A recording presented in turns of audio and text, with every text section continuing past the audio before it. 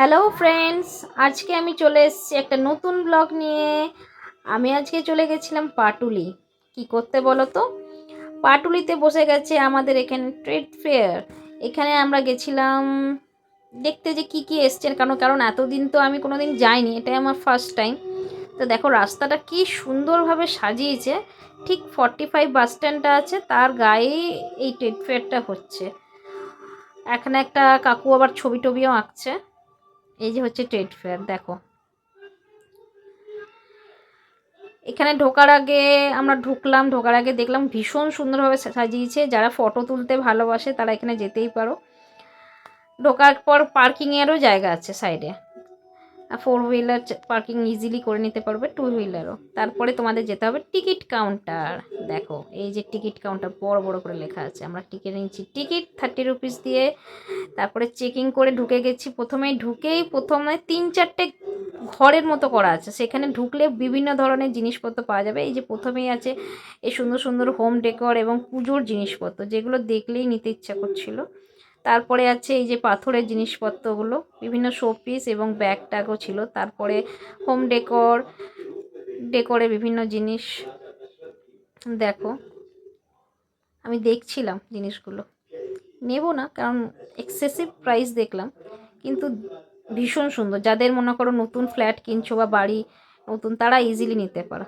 তার মধ্যে আমার ছেলে বসে পড়েছে পিঠের মাসাজ করাতে, এগুলোও এসছে ওখানে। পিঠে ভীষণ সুন্দরভাবে মাসাজ করছিল। তারপরে ওখান থেকে আমরা উঠে গেলাম। এইগুলো অনেক শপ আছে, এগুলোর মানে প্রায় 4-5টা শপ হয়েছে যেখানে পিঠ মাসাজ, বডি মাসাজ এগুলো করে দিচ্ছে। পারফিউমেরও সুন্দর সুন্দর শপ ছিল, বইয়ের স্টল ছিল।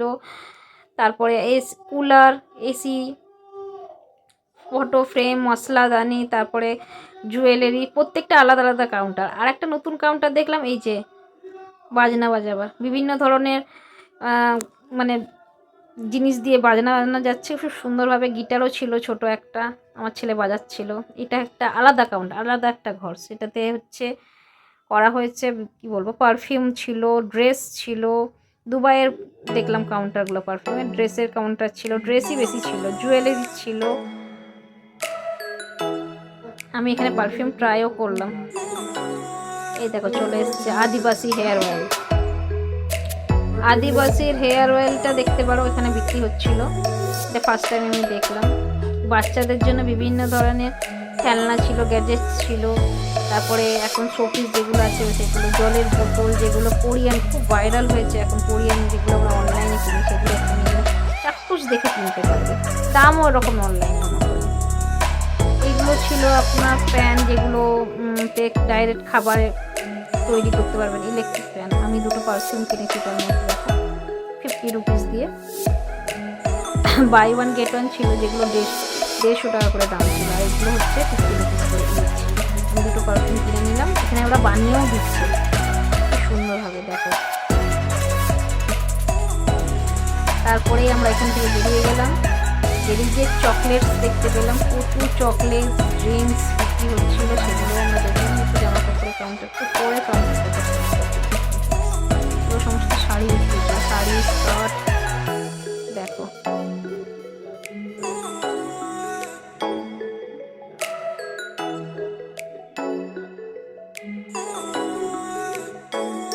এই বাজনাগুলো দেখতে পাচ্ছ। Thank you.